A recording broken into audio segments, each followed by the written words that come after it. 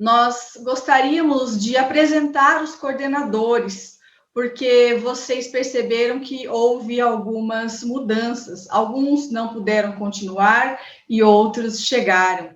Então, nós vamos começando por mim, que eu sou a Gisele Risso, de Cascavel, no Paraná. Atualmente estou na presidência da 10ª União Regional Espírita do Paraná.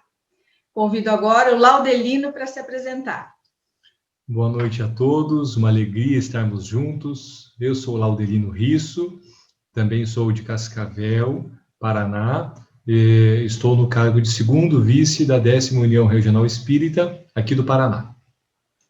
Convidamos a nossa querida Jussara Korngold. Olá, boa noite para todos. Fico aqui nos Estados Unidos, fundadora do Grupo Espírita de Nova York. No momento sou a presidente da Federação Espírita dos Estados Unidos e também do Conselho Espírita Internacional. Agora convidamos o seu esposo, João Korngold.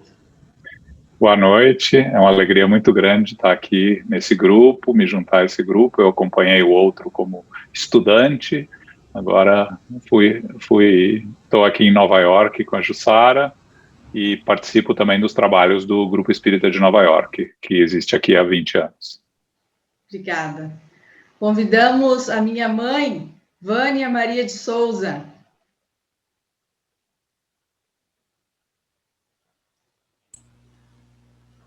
Boa noite, queridos amigos.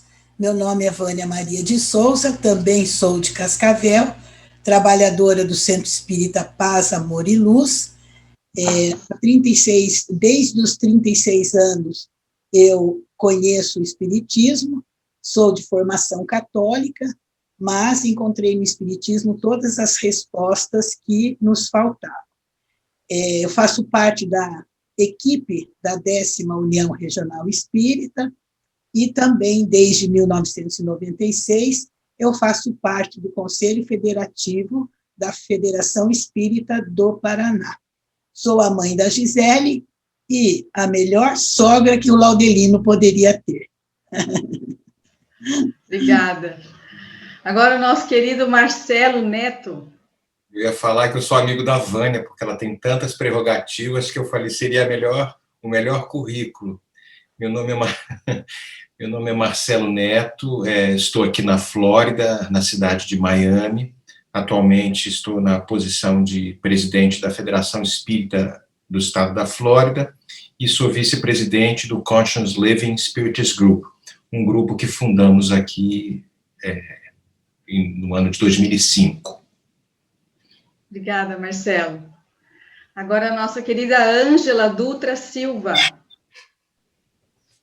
Boa noite, amigos queridos, alegria retornarmos. Então, eu sou a Ângela e sou atualmente presidente da 13ª União Regional Espírita, que nesse momento está alocada em Medianeira, por eu estar situada aqui, que fica aqui em Medianeira entre Cascavel e Foz, bem aqui no meio entre as duas cidades. Então, essa é a nossa evangelizadora, trabalhadora da Casa Espírita, e estamos aqui juntos mais uma vez. Obrigada, Ângela. Querido Vitor Silvestre.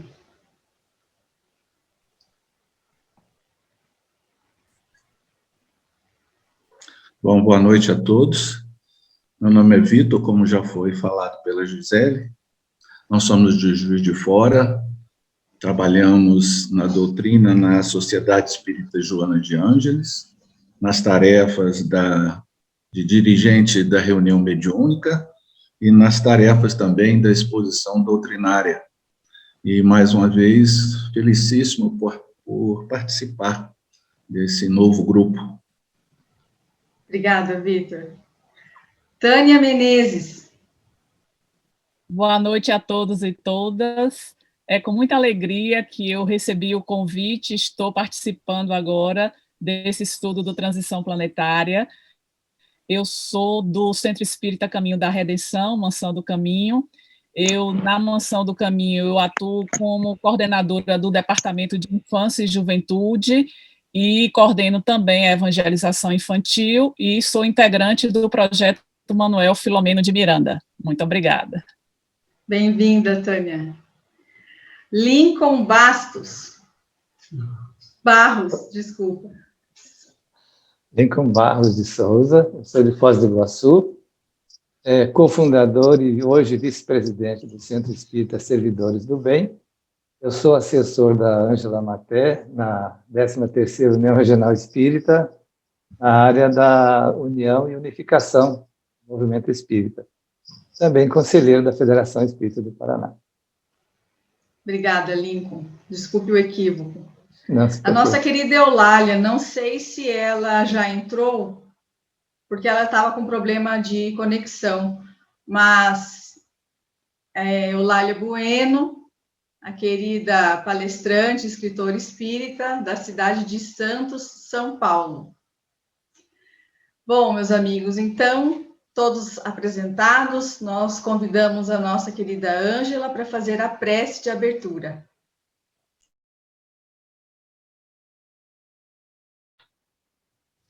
Com alegria, vamos nos unir em prece, então, agradecidos, amigo e mestre Jesus, porque mais uma noite a tua bondade nos permite encontrarmos tantos corações afins, envolvidos pela tua mensagem consoladora.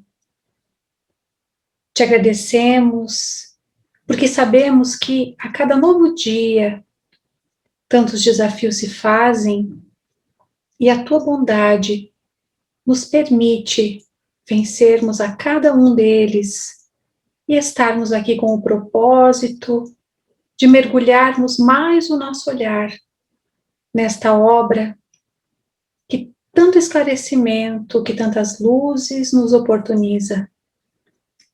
Por isso te pedimos que envolva cada um de nós em seus lares, que envolva e inspire, através dos teus mensageiros de luz, cada um dos amigos que irão falar, refletir, para que as energias oriundas desse estudo sejam transformadas em luzes, a minimizar a noite escura da alma de todos nós. Permanece conosco, mas que acima de tudo nós estejamos contigo. Que assim seja. Obrigada, Ângela. Nós esquecemos de mencionar que hoje faz 79 anos da desencarnação do nosso amado benfeitor Manuel Filomeno de Miranda. Coincidentemente, ele também reencarnou no dia 14 de novembro de 1876, em Jangada, município do Conde, no estado da Bahia.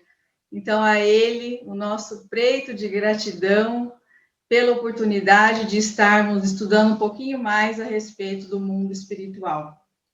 Convidamos, então, a Vânia para nos apresentar o resumo do capítulo 1º. Então, boa noite a todos mais uma vez. Nós iniciaremos o estudo, que já foi começado quarta passada, desse livro maravilhoso intitulado Transição Planetária, psicografia de Divaldo Franco pelo espírito Manuel Filomeno de Miranda. Esse capítulo se intitula Novos Rumos.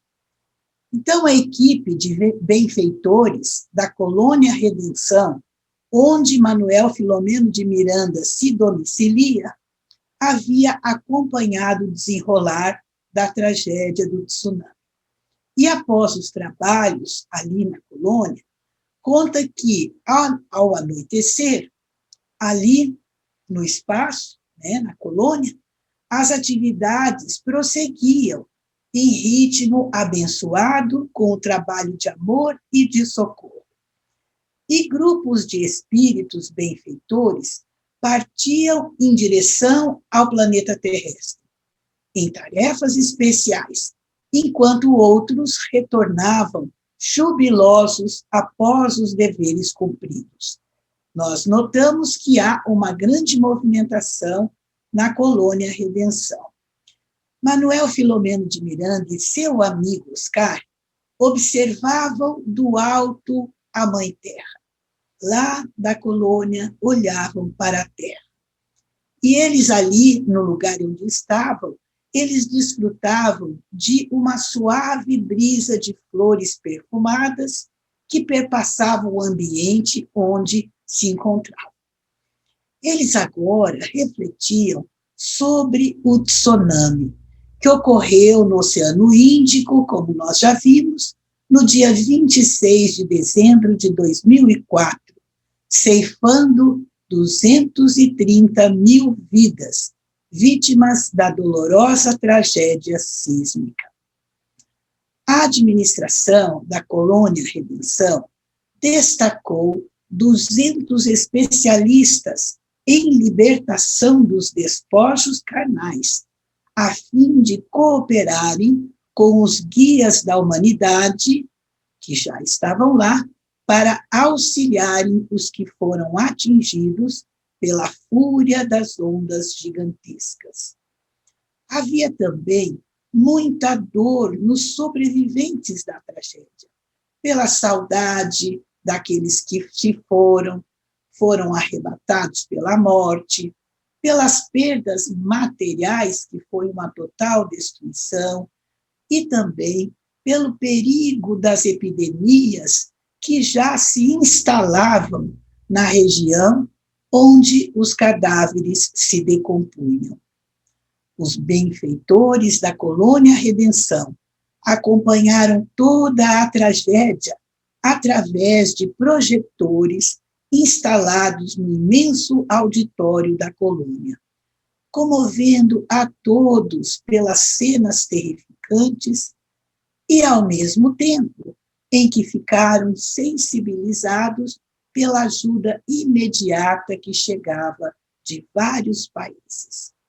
Milhares de espíritos nobres haviam acorrido em auxílio de todos, empenhando-se em resgatá-los das entidades infelizes e vampirizadoras, interessadas no fluido vital dos recém-desencarnados. Também foram providenciados auxílios para aqueles que não haviam desencarnado, a fim de diminuir os transtornos comportamentais que iam se alastrando. Manuel Filomeno de Miranda e Oscar estavam refletindo sobre os sofrimentos que havia atingido o nosso planeta.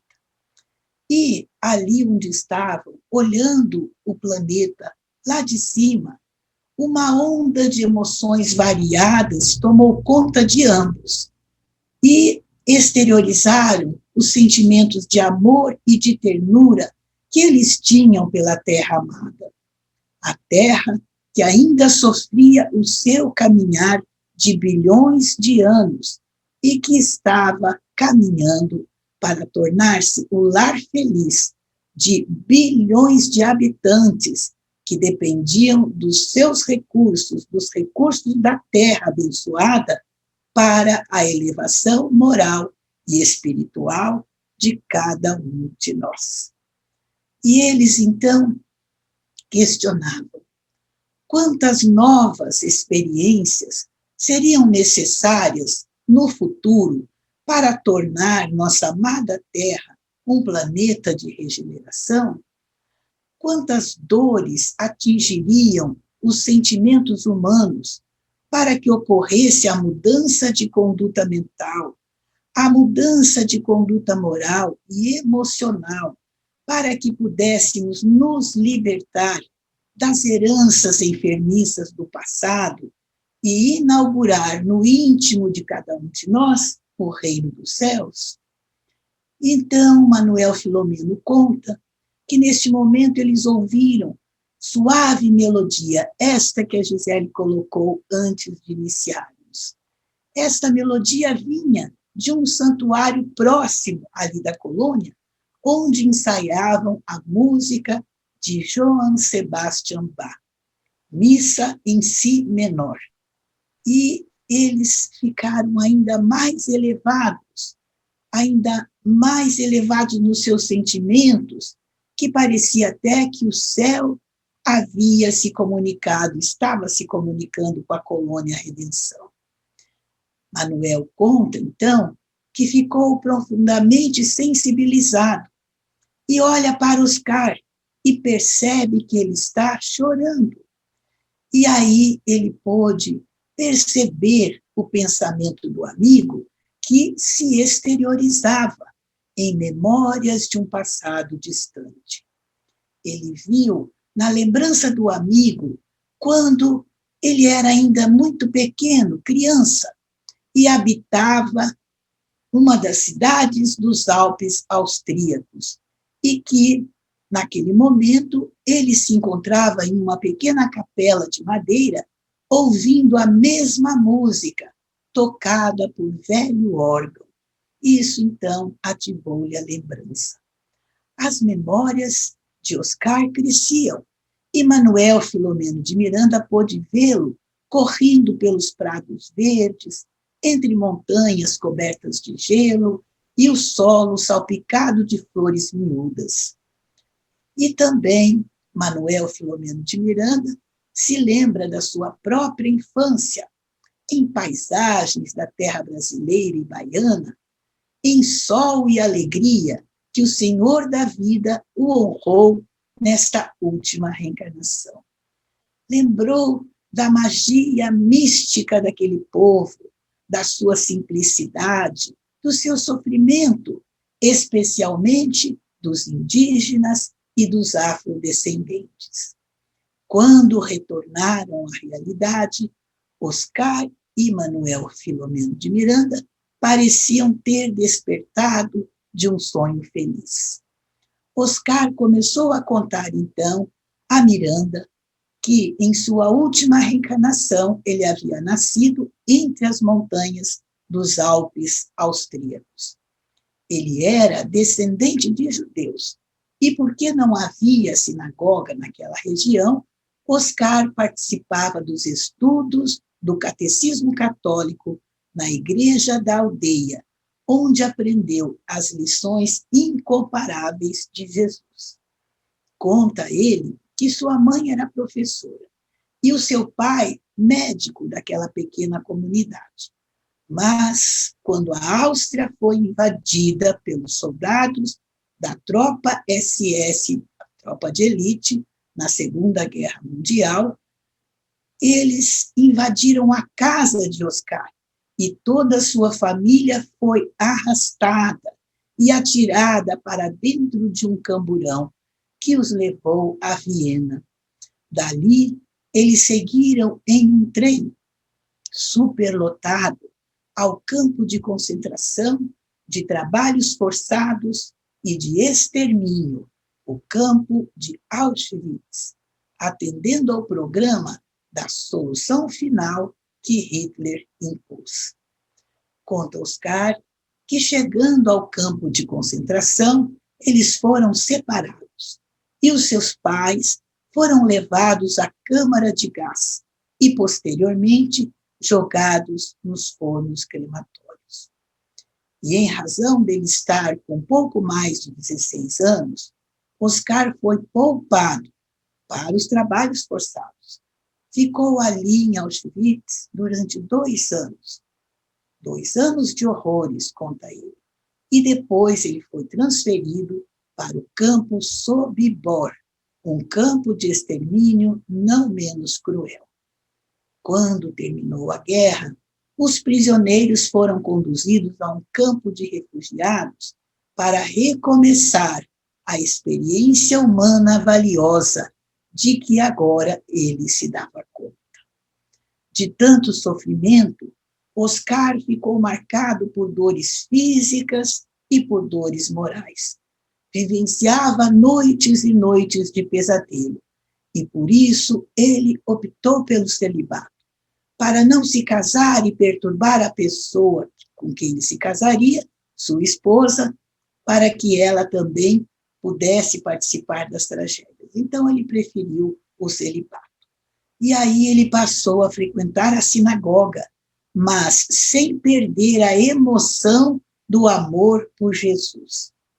Prosseguiu estudando doutorou-se em medicina pela Universidade de Viena, a fim de dedicar-se à prática missionária dessa doutrina da medicina, responsável por combater as doenças e aos sofrimentos. Desencarnou jovem, aos 50 anos, e foi recebido pelos seus pais, que viviam e vivem até hoje, né, naquele tempo, em uma comunidade judaica no mundo espiritual. Mas agora ele havia sido convocado para as atividades de socorro que deverão atender na condição de irmão em humanidade. Os benfeitores da colônia Redenção elaboraram uma programação de auxílio às vítimas da tragédia do tsunami, onde Manuel Filomeno de Miranda e Oscar haviam sido convidados aos trabalhos e deveriam retornar à Terra-mãe em atividades especiais. O livro vai contar todas as atividades. Despediram-se e Manuel Filomeno de Miranda seguiu, reflexionando em torno da gravidade a respeito das ações a desenvolver, e concluiu que o Senhor daria a eles o seu apoio e sua inspiração para as atividades que deveriam ser realizadas em seu nome. Muito obrigada pela atenção. Nós é que agradecemos pelo belíssimo resumo. Agora nós convidamos a querida Jussara para fazer os primeiros comentários do capítulo.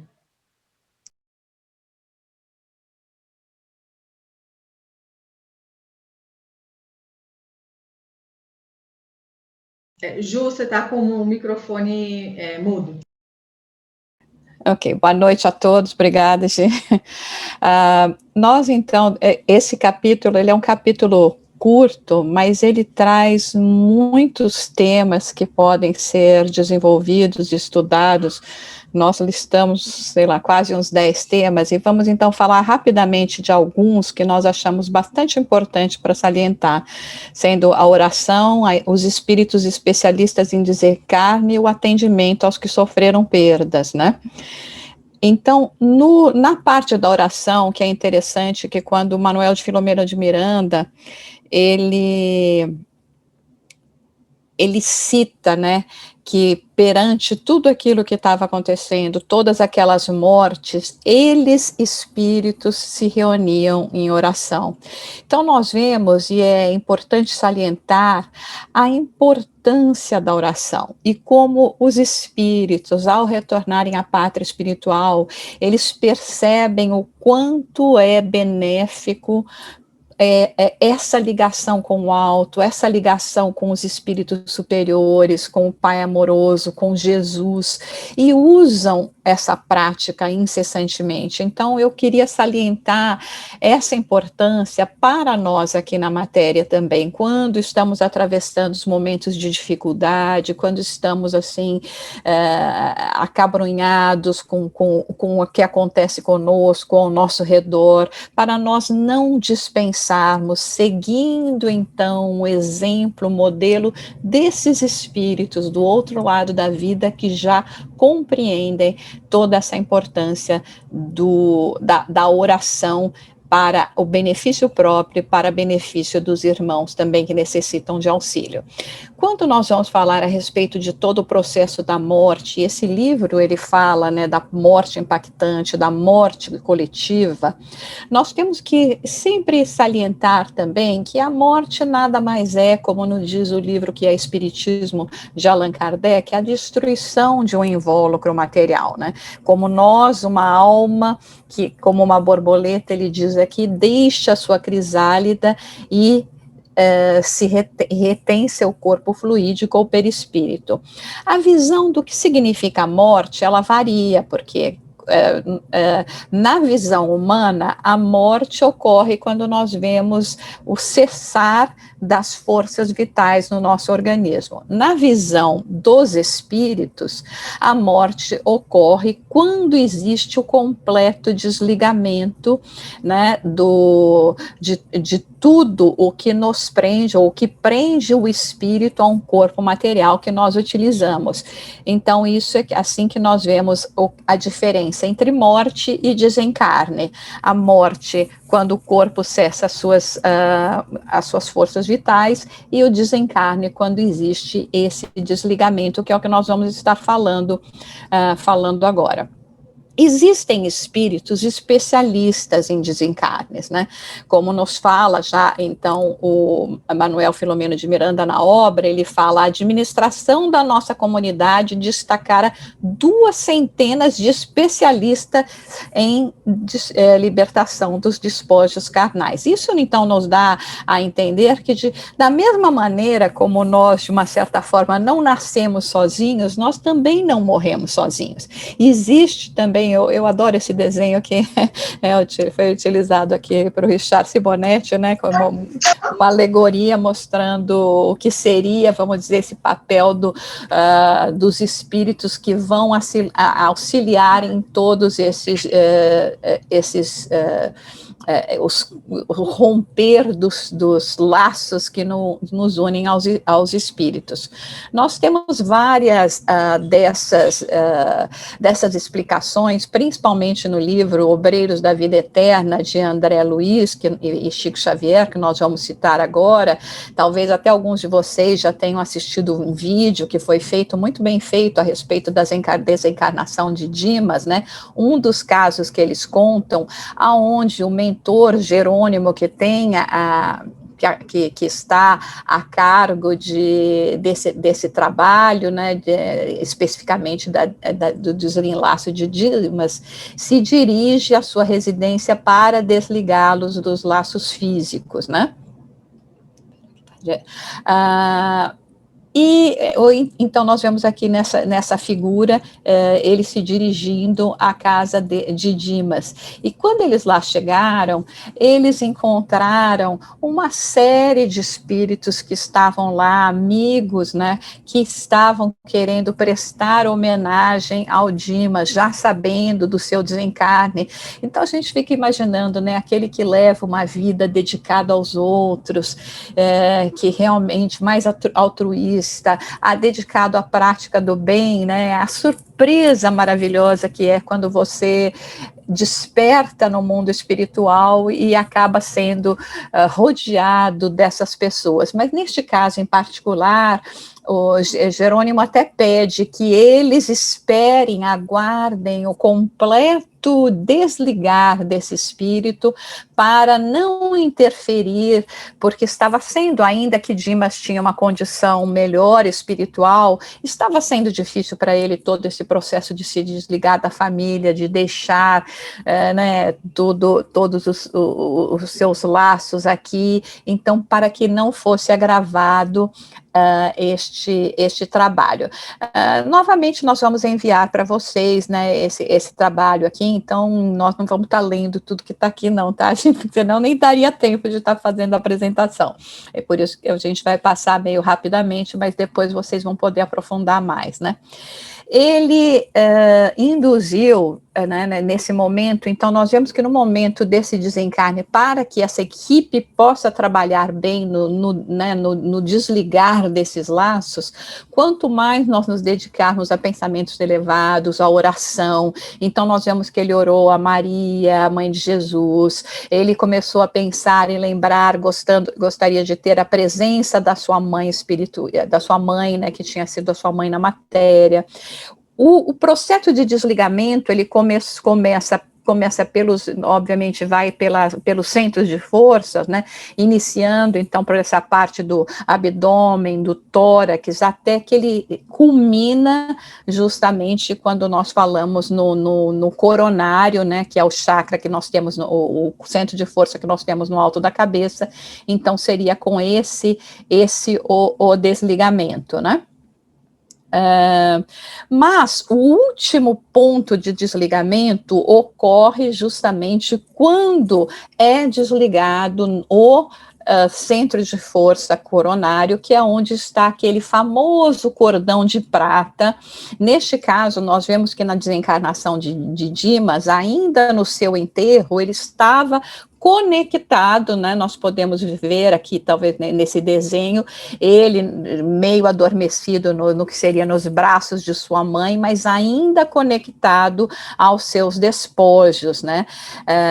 E muito suscetível aos comentários que faziam. Apenas 2 horas antes do enterro, nós percebemos, então, nesse desenho que o Projeto Imagem e Ação faz, né? Que Jerônimo vem e desliga completamente. No momento que tem esse desligamento, o completo romper, né, das forças espirituais com o corpo material, como nós vemos que existe, então começa um processo mais acelerado da deterioração do cadáver, até certo ponto de que quando a gente for cadáver, a gente quer ser um cadáver bem feinho, daquele bem roxinho, nós não queremos ser cadáver bonito, não.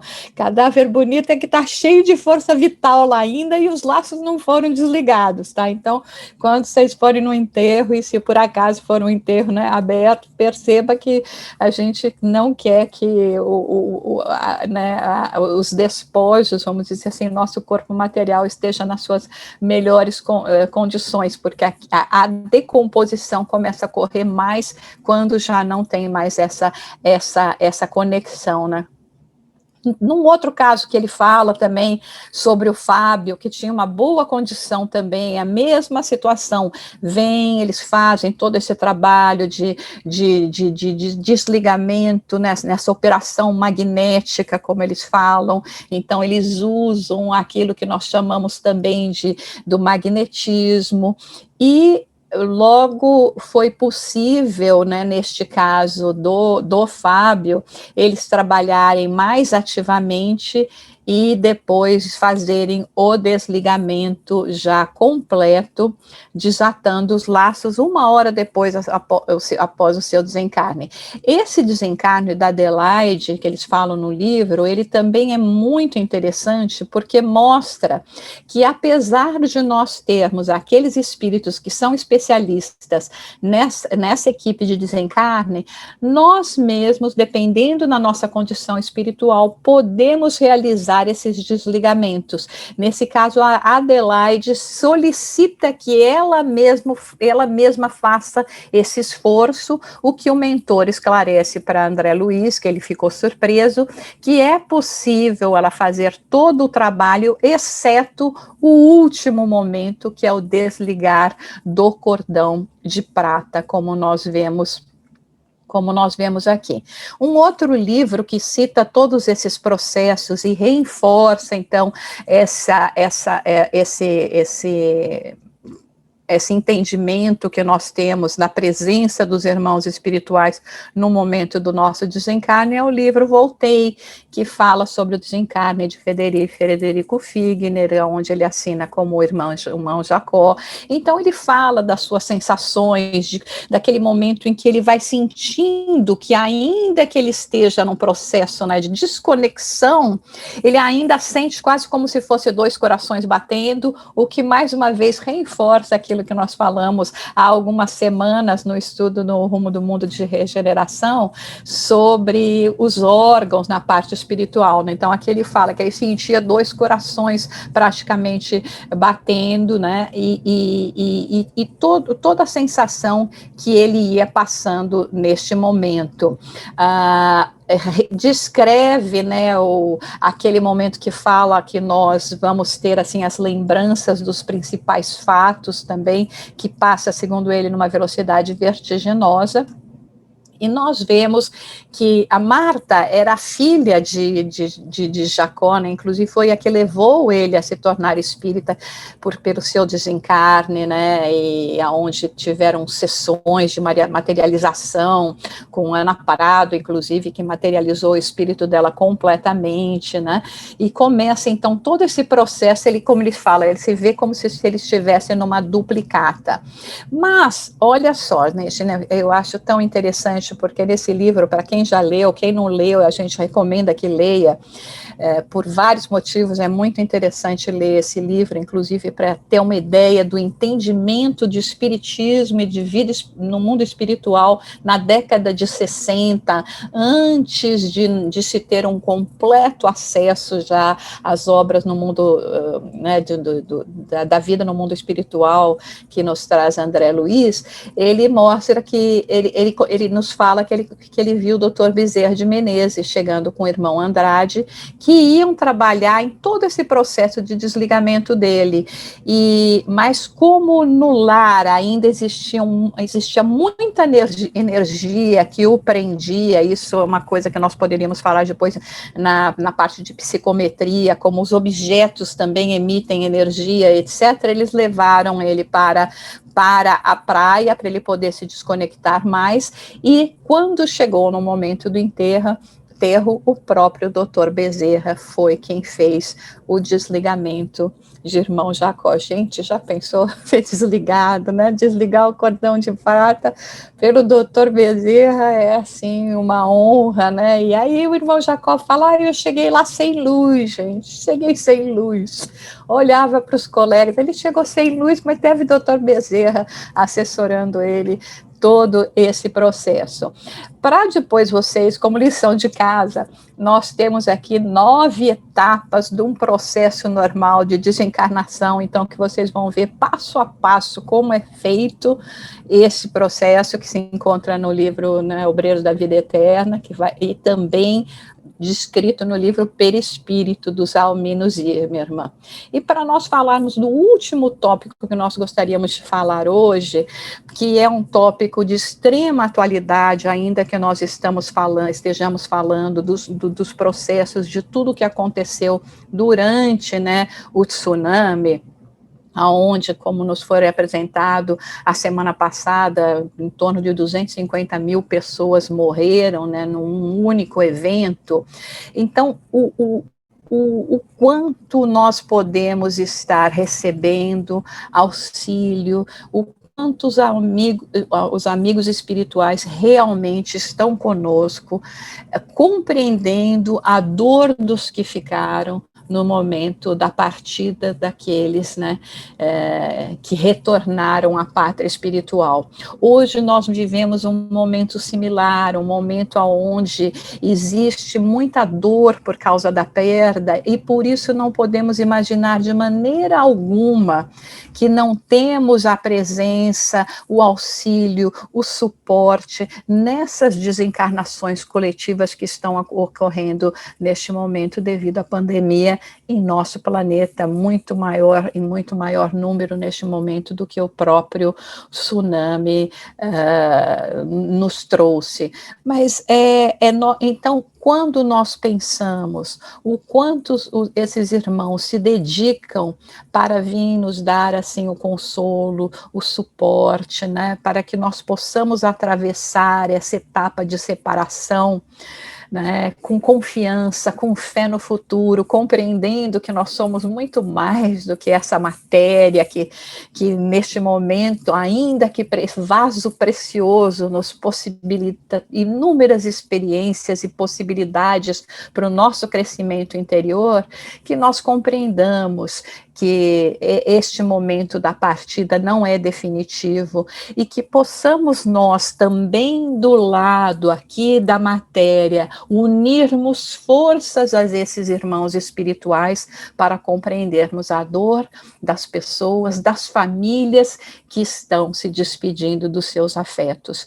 Então, esse é um grande consolo que nos traz a doutrina espírita, é um grande alívio também para nós sabermos que até nestes momentos de dificuldade, de mortes coletivas, de pandemia como vivemos, estaremos sendo assessorados por equipes dedicadas para fazer os nossos desligamentos, fazendo as orações, nos dando suporte para continuarmos. Então, que possamos sempre nos lembrar disso e fazer também a nossa parte, como podemos sempre dizer, né? Fazei-me instrumento, né? Como diz Francisco de Assis, fazei-nos instrumentos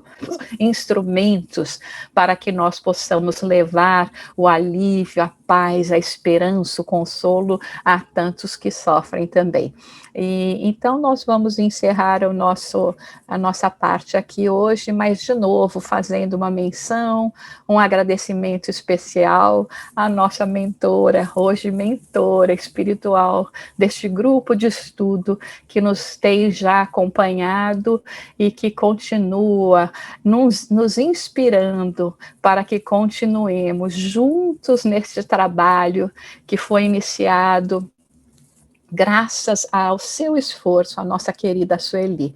Muito obrigada, Sueli, obrigada pelas inspirações que tem nos dado em como nos conduzirmos e por ter mantido acesa a chama desse trabalho que você deu início junto com essa equipe maravilhosa dos amigos aí do Paraná. Obrigada a todos.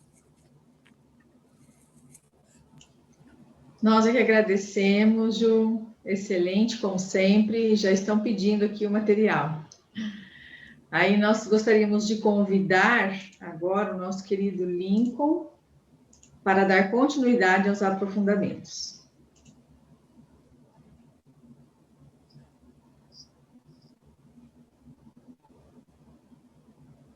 Muito boa noite a todos.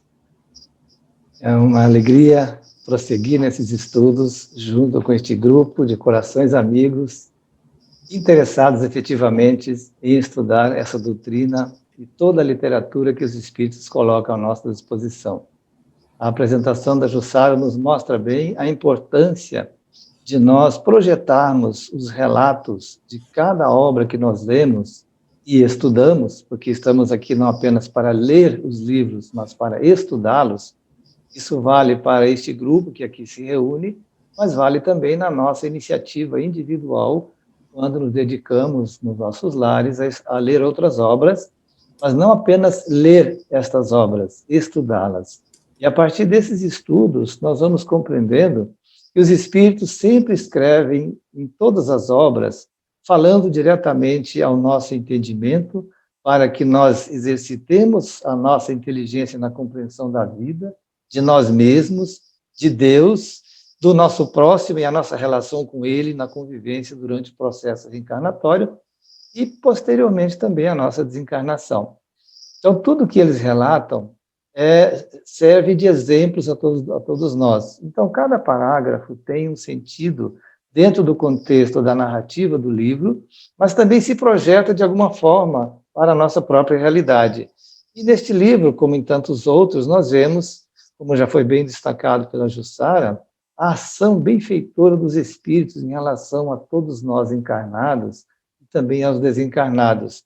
E dentro desses destaques, alguns elementos nos chamaram a atenção, prosseguindo na leitura do livro, nas páginas seguintes, aquelas que foram mencionadas pela Jussara.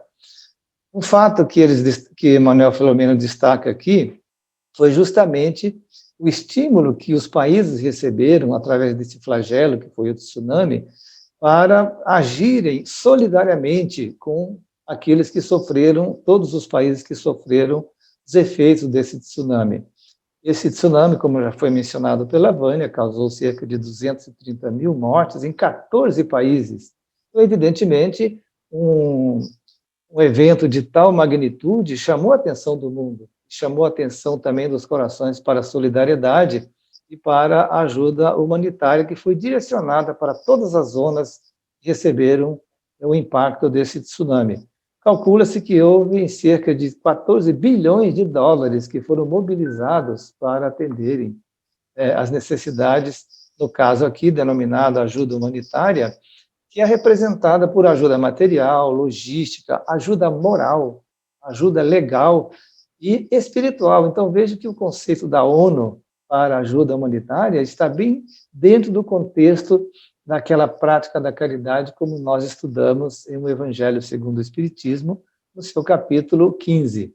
Nós vemos que a caridade material deve sustentar os indivíduos nas suas necessidades, naturalmente não somente diante de desastres, mas no cotidiano, no seu dia, onde cada um deverá ou deveria merecer o apoio nosso para ter uma moradia digna, alimentação adequada, enfim, tudo aquilo que o espírito necessita para bem conduzir a sua vida aqui no campo da matéria.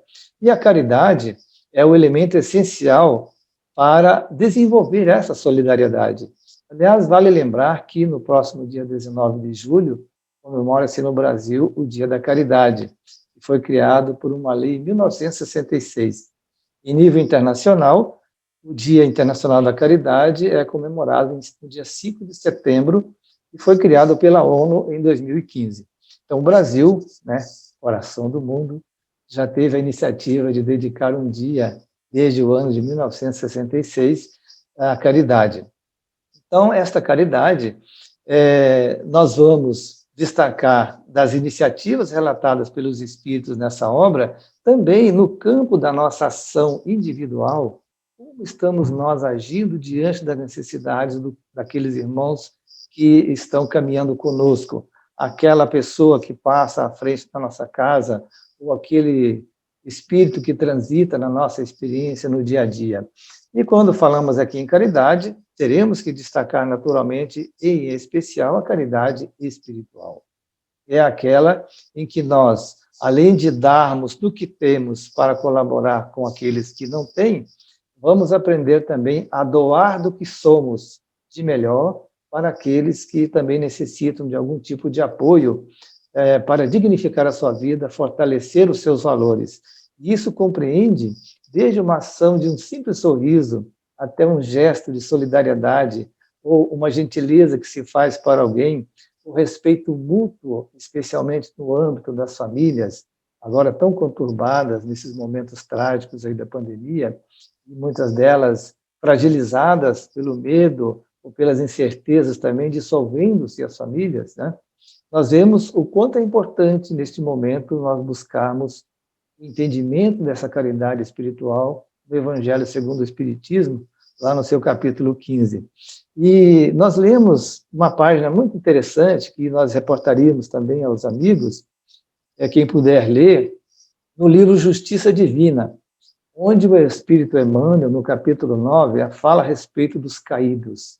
Eu não vou entrar em detalhes aqui, porque quero deixar vocês na curiosidade para irem neste livro buscar essa página. Os caídos, não apenas os caídos que estão em decúbito, digamos, por terem, de alguma forma, sofrido alguns embates na vida, mas aquelas pessoas que, mesmo estando na sua postura vertical, são caídos por diversos tipos de elementos que afetam as suas vidas. Aqueles que caem por amar, aqueles que caem por orgulho, aqueles que caem pela dedicação, mas que não recebem, muitas vezes, o reconhecimento e sofrem muito com isso, são os caídos que merecem, de nossa parte, um olhar de caridade, um olhar de compaixão, muitas vezes, quando cruzam as nossas vidas. Na sequência do livro, foi mencionado muito bem aí, pela nossa querida Jussara, o atendimento dos espíritos às entidades que estavam desencarnando. Mas o Manuel Filomeno de Miranda destaca aqui nesse texto o resgate daqueles espíritos infelizes que estariam sendo vampirizados por desencarnados, que ali afetavam de alguma forma o seu processo de desencarnação ou o seu desenlace dos despojos finais. Nós já verificamos, especialmente na literatura trazida por André Luiz, dessa ação dos espíritos inferiores que vão buscar nos despojos humanos aqueles fluidos, aquelas energias para que eles possam se alimentar delas. No capítulo 4 do livro Missionários da Luz, O André Luiz coloca ali, junto com o espírito Alexandre, aspectos muito interessantes do vampirismo, e ele destaca o vampirismo produzido na ação mental de espíritos sobre nós, sugando as nossas energias, inclusive quando estamos encarnados, não somente no momento da nossa desencarnação. Essa influência nefasta que acontece, mas que acontece porque nós, de alguma forma, imantamos essas almas a nós pela nossa criação mental, os pensamentos que nós alimentamos, as expressões com que nós falamos as coisas, as nossas atitudes inadequadas, que eventualmente atraem esses espíritos para que eles se vinculem a nós numa espécie de sugando as nossas energias.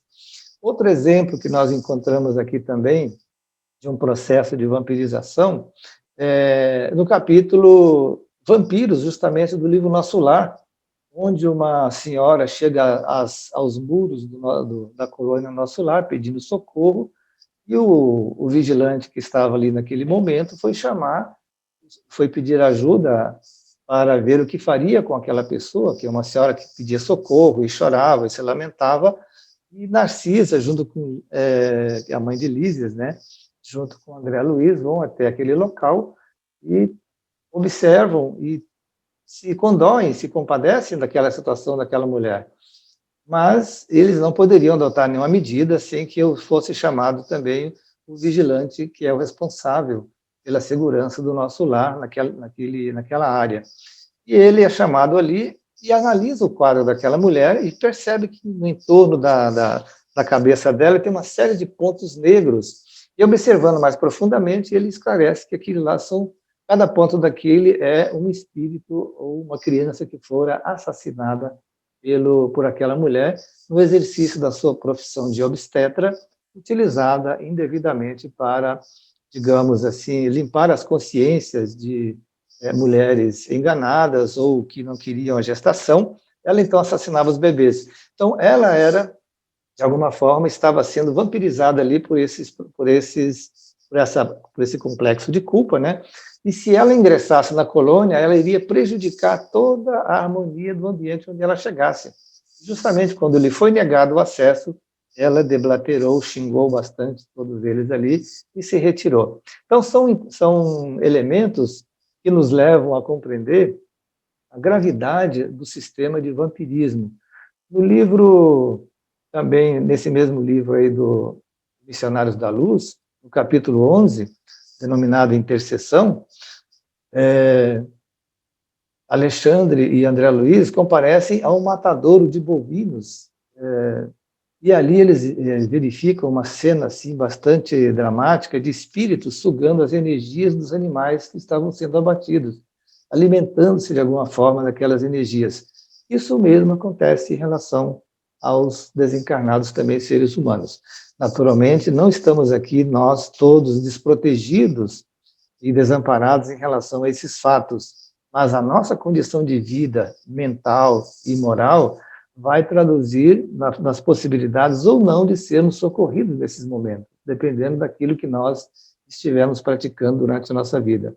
Neste mesmo capítulo, havia aí um espírito que havia suicidado-se, que é Raul, e ele estava sendo atacado por esses vampirizadores também, que buscavam ali sugar as suas energias ainda, os resíduos de energia que ele ainda possuía. Então, são exemplos que trazemos desses aspectos que foram levantados assim, en passant, por Manuel Filomeno de Miranda, nesse primeiro capítulo. Todos esses exemplos, naturalmente, servem para todos nós como elementos, né, alertas para a nossa vigilância. Agora, outro aspecto interessante que Manuel Filomeno destaca é esse olhar de amor que até a Jussara destacou, né? O olhar de amor que os dois espíritos ali, Manuel Filomeno e Oscar, viam a Terra, né? Um planeta que demorou bilhões de anos para ser construído, e esse corpo nosso também bilhões de anos para ser edificado e ter essa forma para que nós pudéssemos reencarnar. Então, eles reconheciam ali o quanto eles deviam à Terra, pelo tanto que a Terra já havia feito por eles nas suas encarnações até aquele momento, né?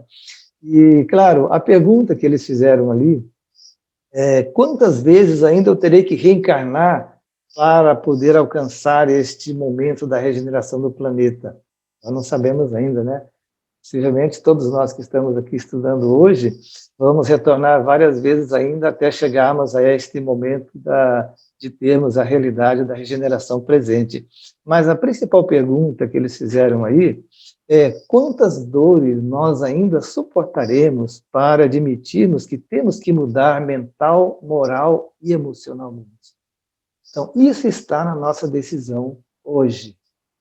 Porque no momento em que nós, ao conhecermos tudo isso que a doutrina espírita nos traz, e nós introjetarmos na nossa lógica de raciocínio, na nossa maneira de pensar, e começarmos a agir efetivamente dentro dos padrões que nós estamos aprendendo com os espíritos, desde as orientações da codificação de Allan Kardec, até todas essas obras que nós temos, são mais de 400 livros do Chico Xavier, quase 300 de Divaldo Franco e outros autores. Vejam, tudo isso é para que os espíritos colocam à nossa disposição como verdadeiros manuais comportamentais e estímulos para a nossa autoiluminação, para compreendermos efetivamente que seres somos nós, imortais, né? Indivíduos imortais, e o quanto nós podemos realizar por nós, em primeiro plano, a partir desses conhecimentos. Então, essa pergunta que eles fizeram, a mim me calou muito fundo. Quantas dores ainda teremos que suportar até aceitarmos efetivamente esta mudança que devemos promover em nós mesmos para podermos sermos criaturas mais felizes? Então, isto está nas nossas mãos. Começar não amanhã, como diz o Espírito Bezerra de Menezes, hoje, agora, este é o momento que é entregue a todos nós, porque amanhã nós poderemos estar desencarnados, e aí uma outra realidade, e a oportunidade do hoje sendo perdida, porque não adotamos uma disciplina mais severa, com o controle das nossas imperfeições, ou uma dedicação maior a fortalecer as virtudes que nós queremos conquistar. Então, esta decisão é nossa. Então, fica aí esse questionamento também para a reflexão de todos que estão conosco aqui. E me encantou muito a menção que o Manuel Filomeno fez sobre a música. Essa música que foi tocada, a Missa em Si Menor de Bach, já escutei ela umas 3 vezes aqui, né? Ela tem a execução dela completa dá cerca de 2 horas, né? Mas é maravilhosa em cada parte dela.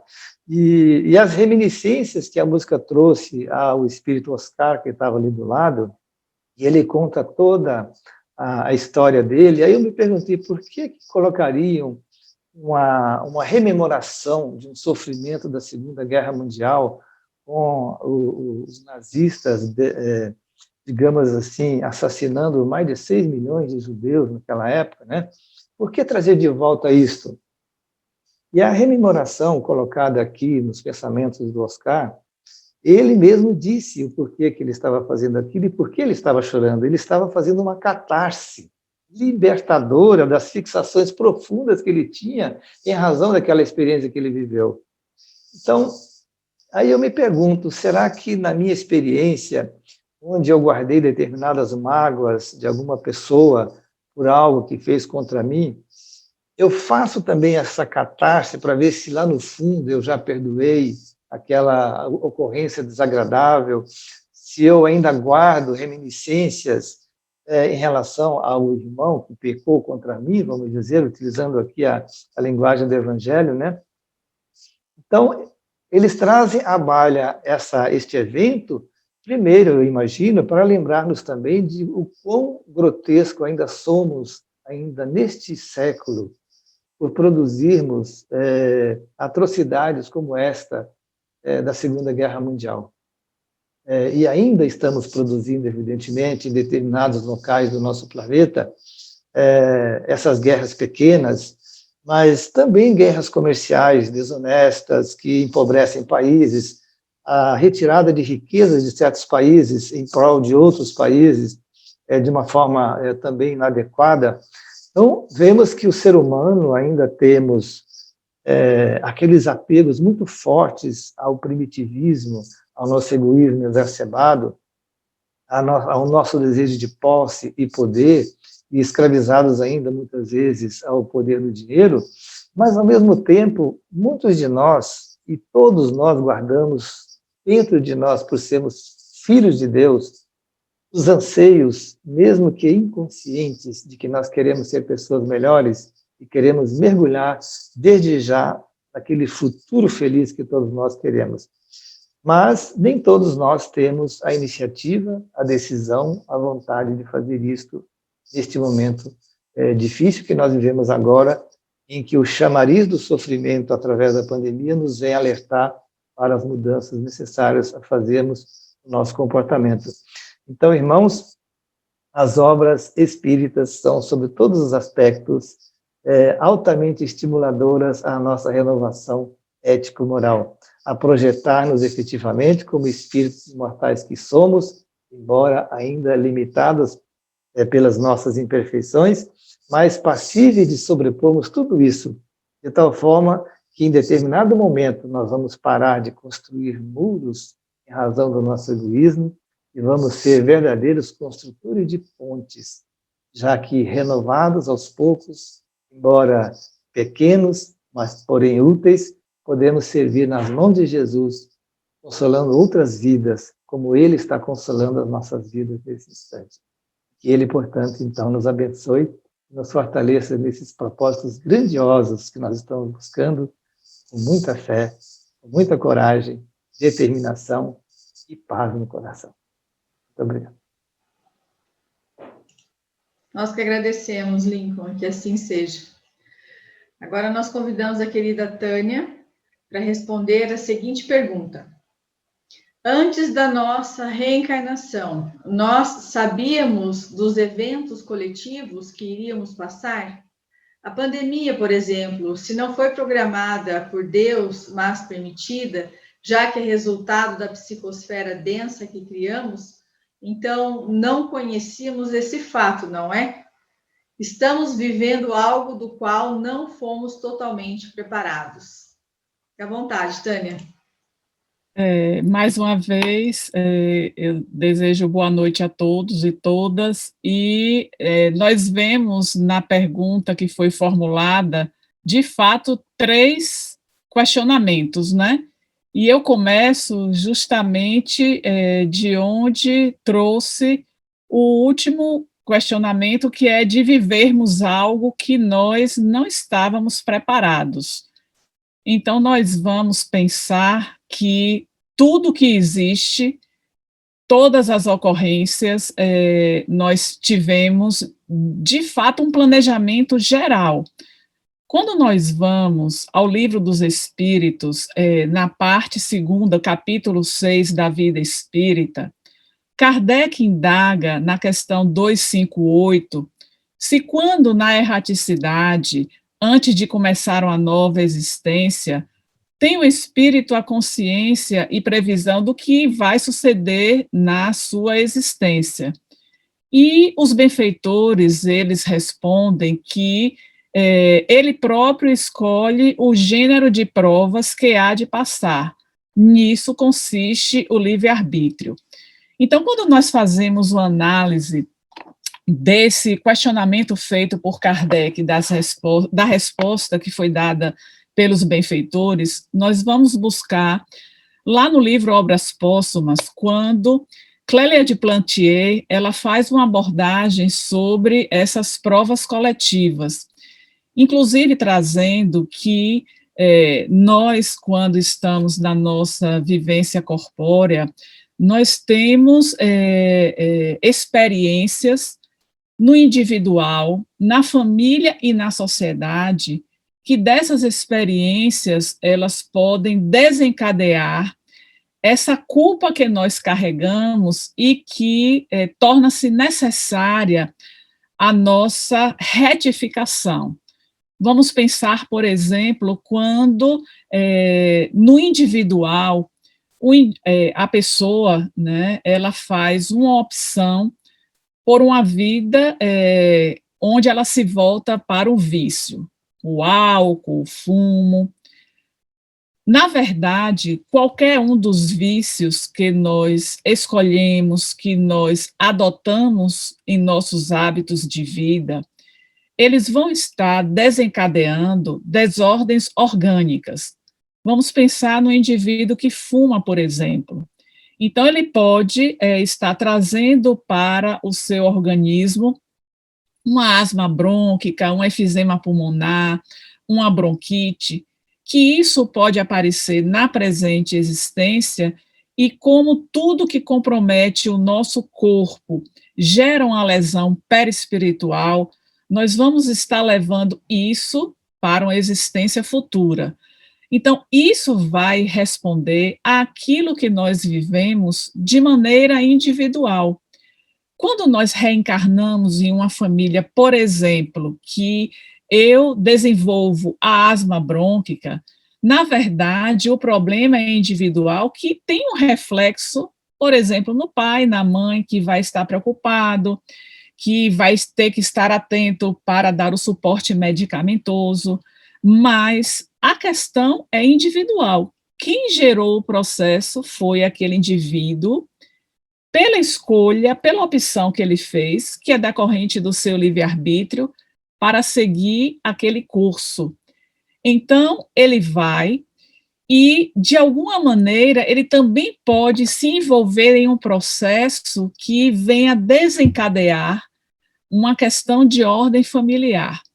Vamos pensar, por exemplo, em um indivíduo que ele provoca um acidente, que desse acidente desencadeou o desencarne de pessoas, onde esse indivíduo vai encontrar na sua família, ou na figura do pai, da mãe, ou de qualquer outro familiar, alguém que vai buscar um advogado para poder defender ele daquele crime que ele praticou. Então, isso vai gerar uma desordem no seio da família, que vai ter um débito, e esse débito ele vai precisar ser ressarcido no conjunto.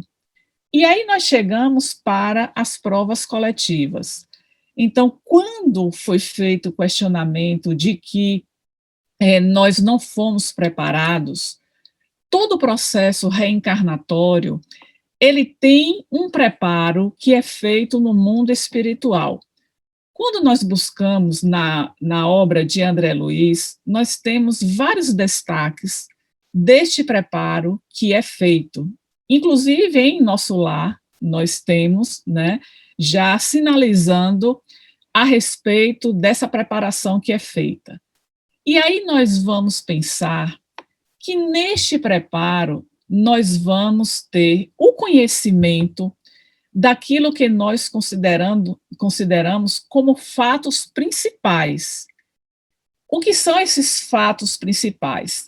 São aquilo que nós seremos preparados para a vivência. Então, nós fomos, sim, preparados para viver situações de desordem coletiva, só que, conforme na própria questão formulada, esta pandemia, que ela foi gerada justamente por conta da densidade dos nossos pensamentos, e para que o progresso ele pudesse acontecer de maneira mais rápida, então nós vamos pensar que nesta preparação, o que se houve na espiritualidade foram os fatos principais. Inclusive, no próprio Livro dos Espíritos, quando nós vamos em seguinte à questão 258A, quando Kardec pergunta que não é Deus que lhes impõe as tribulações como castigo, então, de fato, essas tribulações, tudo que vai acontecer não vai ser do acaso. Então, os benfeitores, eles trazem como resposta que vem de acordo com a permissão de Deus, porque exatamente foi ele que estabeleceu todas as leis que regem o universo. Então, se há necessidade de haver um progresso de maneira mais acelerada, que é justamente o que nós estamos vivendo, para que haja essa ascensão mais rápida para o mundo de regeneração, então isso foi trazido como uma experiência coletiva que nós fomos preparados, sim, para viver, mas não no formato de uma pandemia. E aí nós vamos pensar, né, que de fato não foi na pandemia, mas sim de provas coletivas que cada um de nós, no contexto individual e no contexto familiar, estaríamos atravessando para que, de fato, nós pudéssemos dar esse salto qualitativo em nossa marcha evolutiva. Nós não prevemos tudo o que sucede no mundo. As mínimas coisas é uma previsão geral, mas as particularidades não podemos esquecer que temos o livre-arbítrio. Então, vamos pensar que, apesar da obra Transição Planetária, ela ter sido trazida em função de um tsunami, nós hoje vivemos uma prova coletiva, que é a pandemia. Então, como é que nós estamos nos comportando diante deste momento que nós estamos vivendo? Porque nós podemos estar saldando as nossas dívidas, aquilo que a nossa consciência de culpa nos sinaliza, para podermos seguir na nossa caminhada, e neste saldo dos nossos débitos, nós podemos também estar auxiliando aquelas pessoas que fazem parte do nosso contexto, que foram colocadas diante de nós. E assim, além de saldar os nossos débitos, nós estamos também alavancando o nosso processo, a nossa marcha ascensional. Então, nós fomos preparados, sim, para a vivência das provas coletivas. Em verdade, a pandemia, né, ela nos foi trazida exatamente para que, de maneira mais rápida, nós pudéssemos avançar na nossa marcha, e no primeiro questionamento, se antes de reencarnar, nós sabíamos, sim, dessas provas coletivas, nós sabíamos do gênero, mas as particularidades, elas vão, de fato, se dar conforme seja o curso da marcha individual, que o individual, quando se soma, nos traz a experiência coletiva, que é o que nós estamos vivendo na atualidade. Então, essas são as nossas considerações em relação ao questionamento que foi feito. Perfeito, Tânia. Muito obrigada. Agora, a última pergunta para o Laudelino se refere ao que o Lincoln também já acabou citando, na página 19, que diz assim: ao mesmo tempo considerado em silêncio, quantas dores alanceariam os humanos sentimentos de modo que neles ocorresse a mudança de conduta mental, moral e emocional, tornando as criaturas dignas da libertação das heranças enfermiças do passado, inaugurando no íntimo o reino dos céus. Então, a pessoa gostaria que esclarecesse um pouco mais a respeito desse parágrafo, do que se refere essa mudança de conduta mental, moral e emocional. Boa noite, queridos amigos. Uma alegria novamente estarmos juntos. Quando nós pensamos em uma mudança, nessa reforma, né, mudar em si a parte mental, moral e emocional, trata-se de uma tarefa individual do indivíduo. Mas ali Manuel Filomeno de Miranda está falando realmente dessas mudanças também vinculadas às heranças do passado. Mas eu fico imaginando, né, antes desse parágrafo, quando Manuel Filomeno de Miranda analisa o planeta Terra, a Gaia, e vendo com alegria, mas também percebendo quantas reencarnações serão necessárias para a transformação de um mundo de regeneração. quantas dores ainda a humanidade irá sofrer de forma coletiva. O sentimento que brota de Manuel Filomeno de Miranda, nós, quando lemos, podemos sentir nas páginas, essas letras iluminadas, porque ele está sentindo, exatamente fazendo parte dessa coletividade, e tentando ver quantos sofrimentos ainda passaremos juntos, em conjunto, vivendo de forma coletiva, seja no mundo dos espíritos, seja já no mundo vivendo o plano da carne. Eu lembro que quando Sueli estava conosco aqui na carne, ela sempre, quando estava em encontro com o Divaldo, sempre falava que realizava algumas questões a ele. E uma das questões que ela sempre perguntava, aqueles que estavam mais íntimos também de Sueli podem confirmar, que ela sempre pedia a Divaldo se nós já havíamos atingido o fundo do poço. E Divaldo sempre falando que a maldade pode não ter o último degrau de descida, né? E sempre ela perguntando, assim, olha, quando você tiver encontro lá, se você for para a mansão, peça, se nós já chegamos no fundo do poço. E na pandemia, da mesma forma, ela estava preocupada para saber se nós já havíamos atingido esse fundo do poço.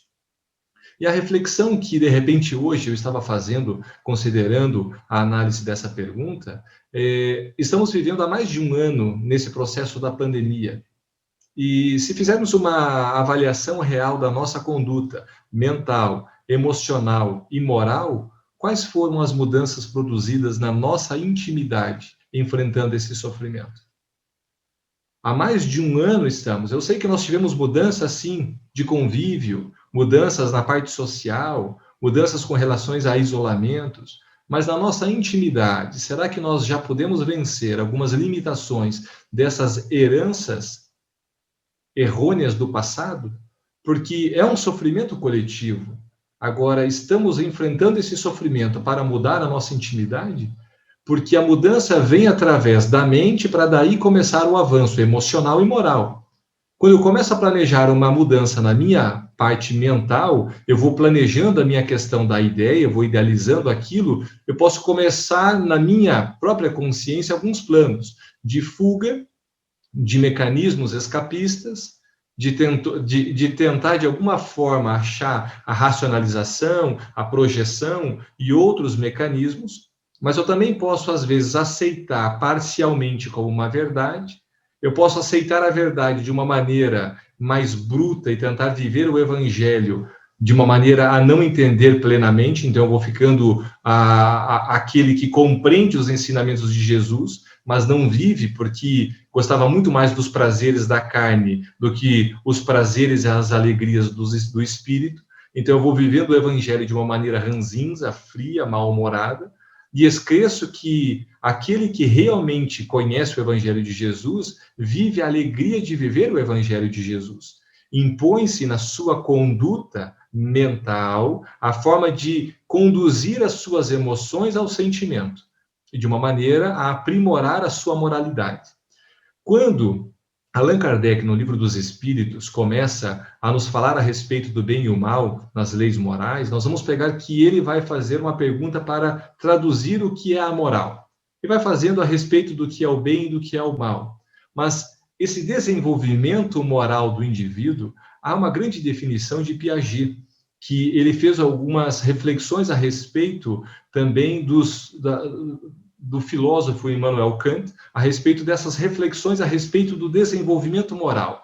Piaget faz o desenvolvimento moral da infância, nas suas pesquisas da criança para a adolescência, e vai fazendo o processo de que a criança vai vivendo um processo chamado anomia, onde vai vivendo sem nenhum tipo de regras, depois a heteronomia, e até atingir a autonomia. A heteronomia, onde a criança vai vivendo por regras de terceiros ou sociais.